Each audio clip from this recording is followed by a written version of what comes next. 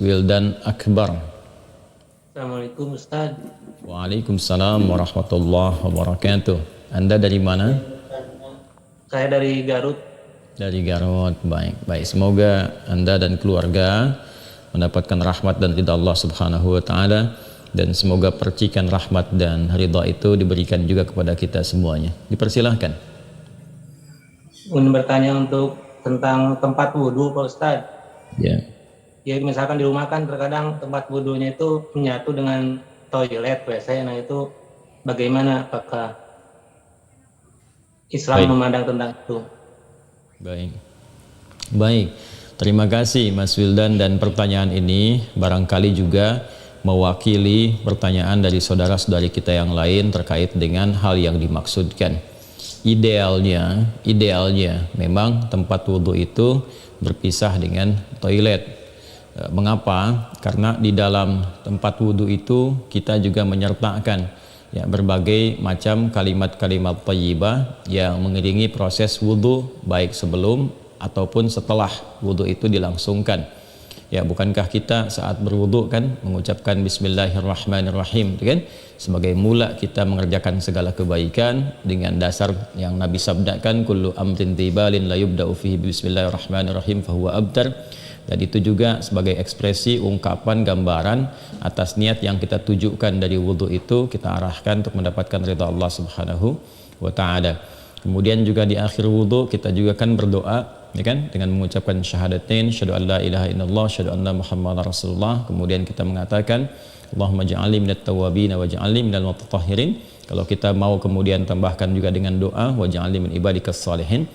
Nah, sedangkan kalimat-kalimat thayyibah yang berupa permohonan-permohonan doa dalam kebaikan ataupun menyebut asma-asma yang mulia, nah itu kan umumnya tidak diutarakan saat kita berada di dalam toilet, karena toilet punya sifat tertentu, sifatnya hanya untuk menyalurkan atau membuang hadas, baik yang sifatnya kecil ataupun juga besar, dengan cara-cara tertentu yang boleh jadi juga melahirkan najis. Sedangkan wudhu itu tidak seketika juga menyatu dengan menghilangkan najis, bisa jadi hanya hadasnya saja, belum tentu ada najisnya, Sedangkan kalimat-kalimat thayyibah sangat tidak disukai diungkapkan dalam keadaan-keadaan kita masuk toilet. Karena itu saat masuk toilet kita kan berdoanya doa memohon perlindungan kepada Allah dari godaan-godaan setan yang berkumpul di tempat-tempat yang buruk, seperti toilet dan semisalnya.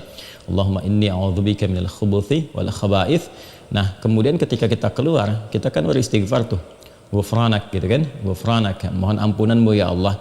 Nah, ada yang mendetilkan itu. Kenapa kita minta ampunan ketika keluar? Karena kita menahan diri dari pengungkapan kalimat thayyibah yang biasanya kita ucapkan di setiap tempat, istighfar, sholawat dan sebagainya. Nah, ketika itu terputus saat masuk toilet, seakan-akan ada sifat tawadhu, kita memohon ampunan karena nggak mampu mengungkapkan, karena itu tempat yang tidak pantas, diungkapkan itu di tempat yang tidak sesuai. Maka ketika keluar kita mengatakan ghufranak kalau ada hal-hal yang tidak tepat di dalam dan tidak mampu mengerjakan hal yang biasa kita kerjakan. Itu adab saja, takdib di dalamnya. Nah, karena alasan inilah akan lebih bagus kalau tempat wudhu itu bisa terpisah sendiri dengan toilet, sehingga nanti kesempurnaan hal-hal yang mengiringi bisa dilakukan. Bila pun memang keadaannya tidak memungkinkan dan hanya ada itu dan bisa didapatkan di dalam berbagai kondisi, Anda ke mall misalnya tidak ada tempat spesifik wudhu, taruhlah demikian kondisinya, atau bahkan dalam kondisi tertentu, bahkan saat haji atau umrah yang begitu padat tempat wudhunya misalnya, dan Anda hanya menemukan ada toilet tapi ada keran yang disiapkan terpisah di dalamnya itu. Nah, ini kondisi-kondisi demikian masih memungkinkan. Jadi kalau ada kondisinya sifatnya tidak terpisah keadaan tempat wudhunya, maka tidak ada masalah ketika Anda berwudhu dalam keadaan juga menyatu tempatnya dengan toilet, karena kaidah juga mengatakan ad-daruratu tubihul mahdharat. Kondisi-kondisi yang mendesak itu, kondisi-kondisi yang tidak biasa itu membolehkan, bahkan yang terlarang pun asalnya diperkenankan. Nah, ini kan sifatnya tidak terlarang, hanya tidak disukai, makruh sifatnya, nggak ada nas haram di dalamnya, tapi sifatnya tidak disukai. Tidak disukainya itu karena kita tidak bisa mengungkapkan hal-hal baik yang mungkin kita bisa lakukan saat kita berwudu. Jadi kita berdoa harus keluar dulu setelah selesai wudu, baru kemudian kita bisa berdoa. Ataupun Bismillahirrahmanirrahim hanya kita bisa ungkapkan dalam hati, nggak bisa kita lafadzkan, Doa-doa pun kita iringkan di dalam hati. Nah, itu hal-hal yang menjadikan kita kemudian tidak maksimal. Pun demikian juga ada satu kondisi lain, itu kan tempat berkumpulnya setan di tempat-tempat yang kurang bagus itu, sehingga godaan-godaan saat berwudu dan sebagainya, nah itu kadang-kadang lebih banyak. Nah ini tentunya juga di satu sisi tidak berlaku juga ya kondisi ini saat misalnya kalau mandi besar, kadang-kadang kan juga tempatnya menyatu juga dengan toilet, kan mandi besar juga berlangsung wudu di dalamnya, gitu kan? Nah ini kita harus fleksibel juga dalam kondisi-kondisi demikian. Jadi ini yang mau saya katakan, tidak berhukum haram, itu bisa dilakukan kalau tempatnya kita misalnya memungkinkan untuk berpisah, bagus ada dipisahkan. Tapi kalau menyatu pun tidak ada masalah, kan?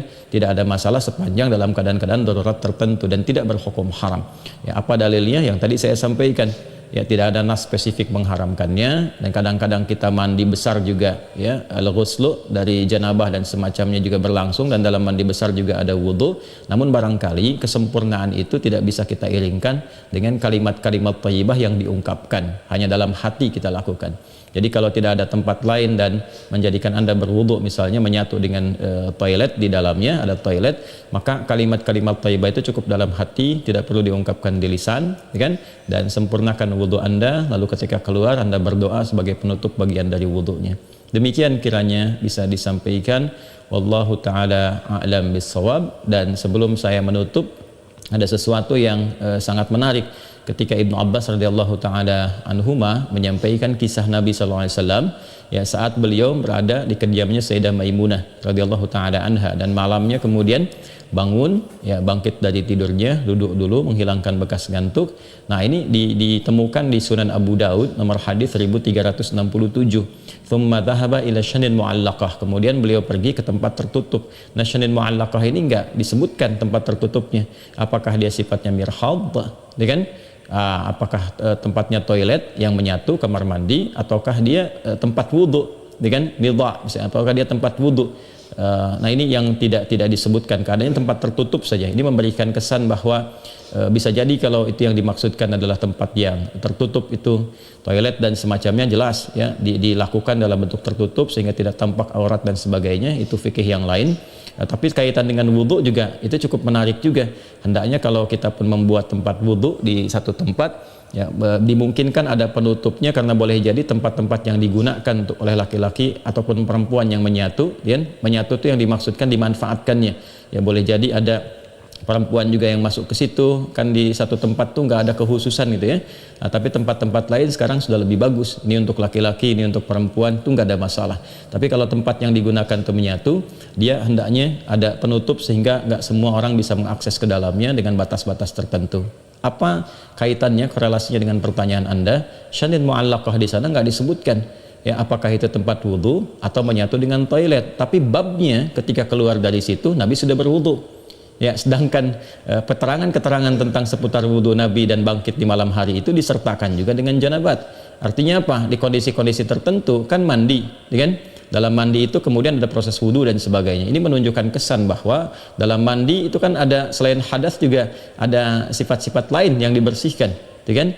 Bisa jadi juga yang mengandung najis seperti buang air kecil ya, dan sebagainya kan menyertai dalam mandi itu. Nah ini memberikan kesan bahwa tidak ada hukum spesifik haram untuk mengerjakan wudhu di dalamnya, karena ada proses yang tadi saya sebutkan. Tapi lebih disukai kalau hanya untuk wudhu semata, tidak disertai dengan mandi yang lainnya, kalau ada tempat yang terpisah sehingga bisa menyempurnakan bacaan-bacaan yang dimaksudkan. Demikian Mas Wildan ya, semoga bisa dipahami dengan baik. Allah Ta'ala alam bissawab.